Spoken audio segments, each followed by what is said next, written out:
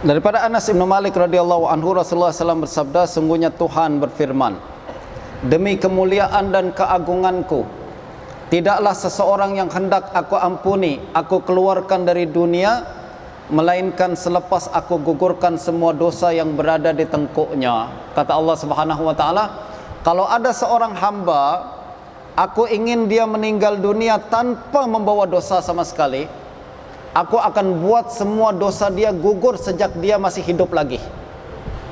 Aku akan gugurkan dosa-dosa tersebut sejak dia hidup lagi. Kalau Allah nak buat seorang ni meninggal dunia tanpa membawa dosa, sedaplah dia, teman-teman. Meninggal dunia tanpa membawa dosa, aku akan gugurkan dosa-dosa dia sejak dia masih hidup lagi. Apa caranya? Macam mana boleh menggugurkan dosa dia ketika dia masih hidup lagi? Kata Allah, dengan penyakit di tubuhnya. Sama ada aku bagi dia sakit, sebab penyakit tadi kita dah bincang, tuan-tuan, menggugurkan dosa, betul tak? Semakin banyak yang aku bagi penyakit pada diri dia, semakin banyak dosa yang Allah gugurkan.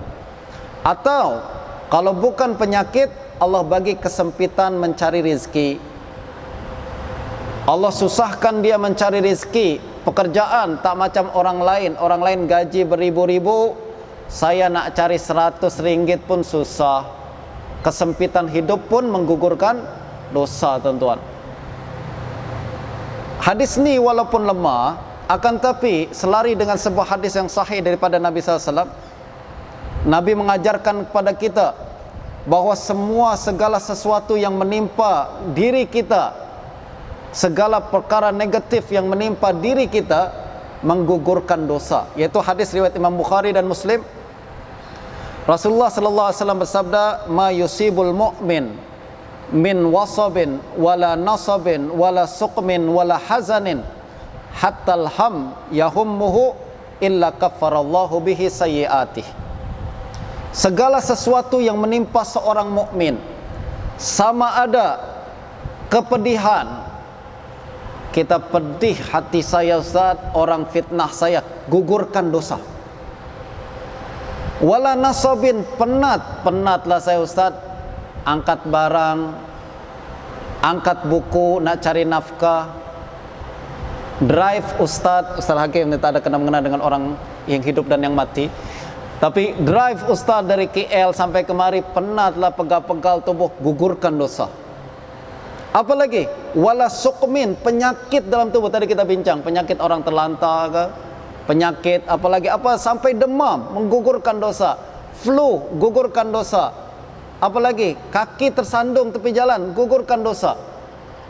Wala hazan, kesedihan kita pun menggugurkan dosa. Hatal ham yahummuhur rajul, sampai kerisauan, kebimbangan kita, saya bimbang lah Ustaz, nanti lepas belajar ni nak kerja di mana, susah nak cari kerja sekarang, gugurkan dosa. Kebimbangan, ketakutan, kerisauan kita bagi seorang mukmin, tuan-tuan, Allah menggugurkan semua dosa dia. Justru kata Allah, kata Nabi SAW dalam hadis ni dikatakan, kalau Allah turunkan banyak kesusahan pada kita, bukan Allah benci kita, tapi Allah sayang kita. Allah nak gugurkan semua dosa kita, sehingga tak ada lagi dosa yang tersisa selama kita hidup. Meninggal dunia tidak membawa dosa sama sekali. Ini yang kena mindset kita, tuan-tuan. Kesusahan bukan tanda kebencian, mungkin dia adalah tanda sayang Allah kepada kita. Kita kena positif selalu. Nah justru kalau kita kan sekarang, kenapalah, dosa apalah aku kena buat ni, dosa apa yang pernah aku buat ni sampai hidup saya susah sangat, dosa apa yang pernah aku buat ni sampai saya sakit tak benti-benti ni, satu sakit sembuh, sakit yang baru datang. Ini adalah pikiran kita, betul tak? Musibah bertubi-tubi, dosa apalah aku, ini pikiran kita. Tapi pikiran para ulama yang soleh, tuan-tuan, mereka terbalik. Mereka selalu cakap, kalau ketimpa musibah bertubi-tubi, penyakit bertubi-tubi, dia cakap apa? Pahala apalah yang aku pernah buat ni sampai Allah bagi saya kehidupan macam ni? Amalan apa yang pernah saya buat sampai saya diberikan kehidupan macam para wali dan para rasul?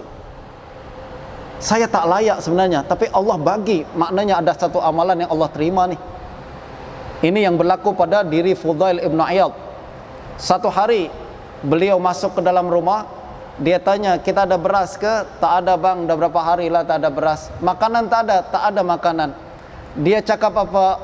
Ilahi, aja'tani wa aja'ta iyali, wa taraktani fi zulmil lail bila misbah, wa innama taf'alu hadha bi awliyaik, fa bi ayyi manzilatin niltu hadha mink.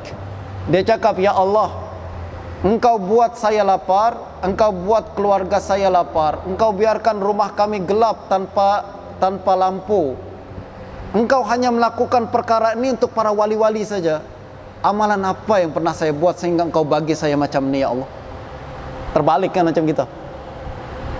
Ini adalah cuma para wali dan rasul yang hidup macam ni nih, hari-hari lapar, hari-hari tak ada yang boleh dimakan, hari-hari gelap rumah.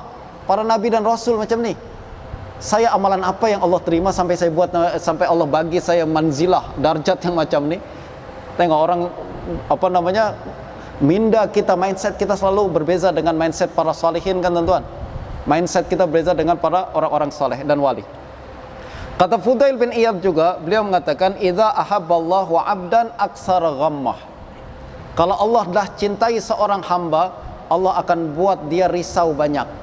Maksudnya risau, banyak kebimbangan yang dia pikirkan berkenaan dengan apa? Pekerjaan dia, berkenaan dengan anak dia dan lain sebagainya. Allah tanda cinta pada dia, Allah nak gugurkan semua dosa. Wa iza abghadha 'abdan wasa'a alaihi dunyah. Kalau Allah dah benci pada seorang hamba, Allah akan bagi banyak dunia kepada orang ni sampai dia lupa diri, sehingga akhirnya banyak dosa, dalam keadaan meninggal dunia dalam membawa banyak dosa. Justru kita rubah mindset kita tuan-tuan. Nikmat, musibah bukan azab. Kadang musibah adalah memang karunia daripada Allah Subhanahu wa taala. Hadis ke-9.